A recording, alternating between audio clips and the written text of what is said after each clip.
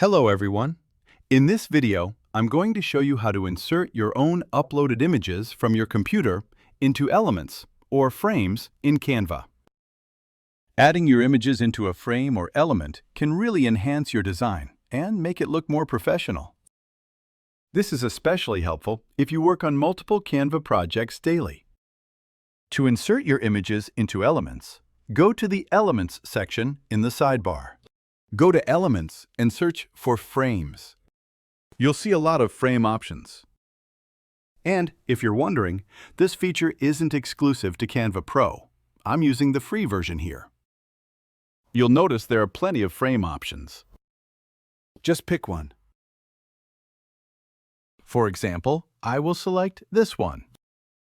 This is the frame I'm going to use, and I want to add an image to it. To do that, go to the Upload section and upload an image from your computer.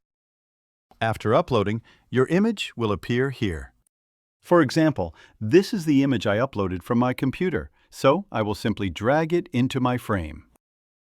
Now, as you can see, you can also adjust it like this. Just double-click to adjust the position. Similarly, if I want to add this one, I just drag it.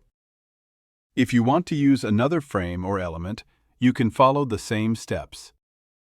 This way, you can insert any of your own images. If you want to add images from the Canva library, the process is just as simple. Go to Elements and search for any stock photos you want. For example, I want a beach photo, maybe an ocean beach. I'll go to the Photo section. These are the paid ones, and this is a free one.